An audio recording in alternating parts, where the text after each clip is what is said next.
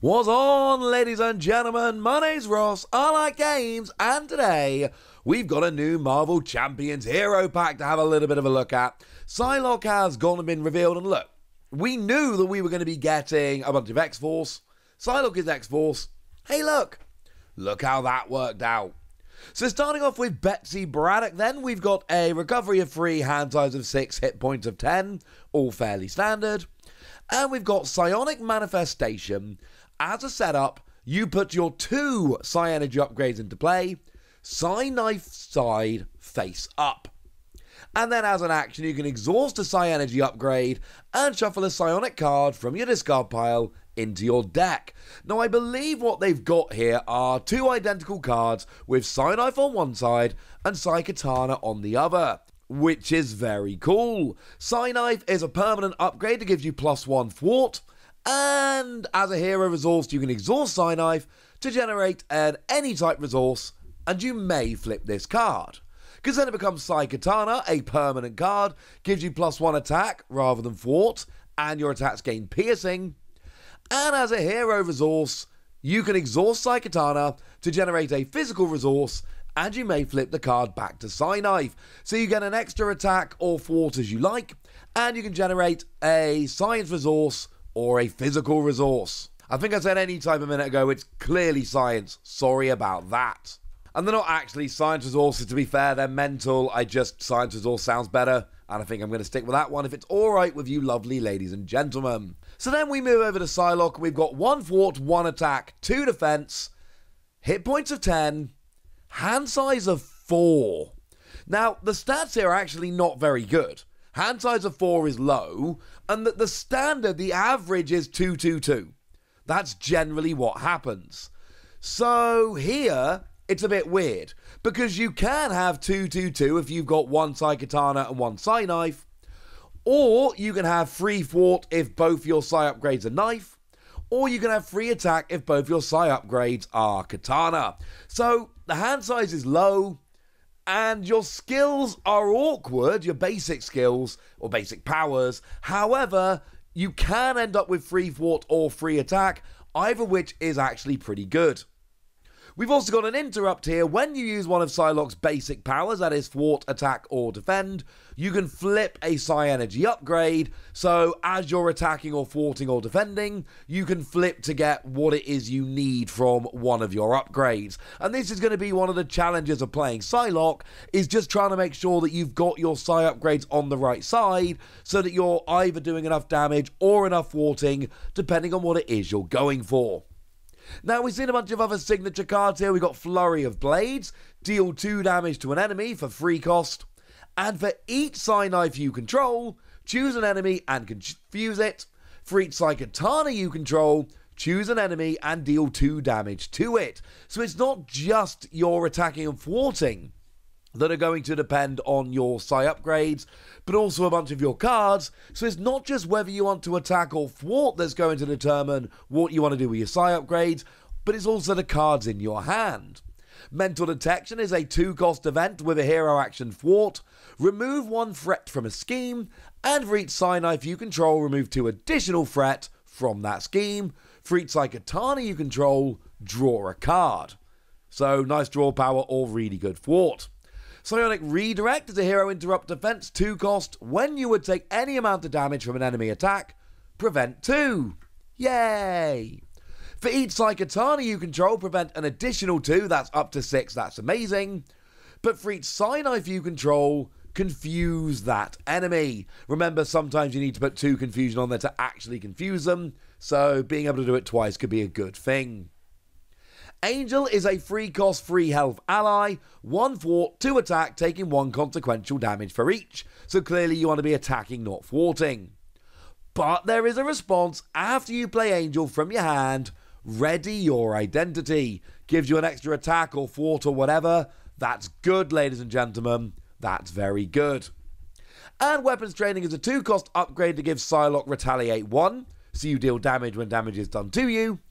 And as a hero response, after Psylocke attacks, discard Weapons Training, but ready each weapon upgrade you control.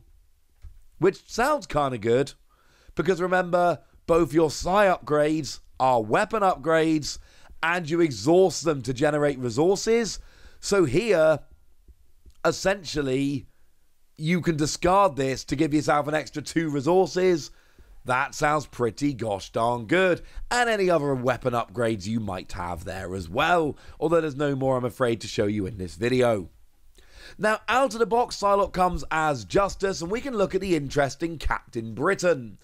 4 cost, 3 health. Don't like it when the cost is more than the health. 3 fort, 3 attack is great. 2 consequential damage for each is terrible. But it's only 1 consequential damage, you take 1 less, after you thwart a side scheme or attack a minion. So if you go after side schemes not main scheme and minion not villain, then it's actually 3 attack or 3 thwart, taking 1 consequential damage, and that is awesome. Concussive Blow is a 3 cost event with a hero action attack. Confuse an enemy. If you pay for this card using a physical resource, deal 3 damage to that enemy. You might notice confusion keeps coming up in this particular hero pack. 1 cost upgrade Psionic Training. Psylocke ignores the guard and patrol keywords. Really good upgrade. Patrol is the one whereby if minions are engaged with a player, you cannot thwart the main scheme, which is kind of annoying. And guard is a very similar thing, whereby if minions are engaged, you cannot actually attack the villain, which is a bit of a pain. So being able to ignore both of them is pretty cool. But after Psylocke thwarts, discard it and confuse an enemy. We've got Cypher, a 2 cost, 2 health ally, 1 thwart, 1 attack, taking 1 consequential damage each time. After Cypher attacks and damages a confused enemy, draw a card, bearing in mind all the confusion we've got. Upside the Head is a 1 cost event. After your hero makes a basic attack and damages an enemy, confuse them. If they're already confused, stun them instead. 2 cost upgrade Float Like a Butterfly. Play under any player's control, maximum 1 per player. And when a character you control attacks a confused enemy, increase the amount of damage that attack deals to the enemy by 1. Yeah, there's quite a lot of confusion going on here. There's lots of cards that confuse, lots of cards that take advantage of confusion, but that's a good thing. That's a very good thing, because it means that they're not going to be, scheming. And that's a good thing, ladies and gentlemen. That's a very, very good thing indeed. So yay! And then we've got ourselves a new resource card, because, you always like to have resource cards. We've got ourselves the Power of the Mind. It is a mental resource or a science resource. Double the number of resources this card generates when paying for a psionic card, which of course, Psylocke's cards tend to be. That's a good thing, ladies and gentlemen. That's a good thing. We've got a 1 cost upgrade Telepathy. Play only if your identity has the psionic trait, max 1 per player. And as a hero action thwart, exhaust Telepathy and spend 2 science resources to remove 2 threat from a scheme. But bearing in mind, you do have your upgrades, which can essentially pay this for you, so you can then be removing threat far more easily. I'm not loving paying 2 to remove 2 threat, but I am loving that you've got cards that can help you cheaters along. And then finally, we've got Lay the Trap, a 1 cost player side scheme. Remember, these were revealed the other day in the last big box expansion. These are side schemes that essentially you put in play that don't do you any harm, but if you defeat them, they do good. So you basically play them to defeat them to give yourself a bonus. Victory 0, it goes to the victory display but doesn't actually help. And when defeated, the player who defeated the scheme deals 5 damage to the villain. And I actually really, really, really like this, because it's kind of a way of getting somebody who is good at thwarting to deal a decent amount of damage, and that is pretty gosh darn cool.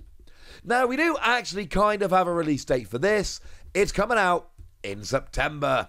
Yay! So this is going to be fun. Add this to your list. Coming out in September. I'm excited. You should be too. But I want to know how excited you are in the comment section. So go nuts. Be nice. And then make sure you like this video. Subscribe to this channel. Follow me on Twitter at TheWasi. That's where we talk about a whole bunch of card games, including Marvel Champions.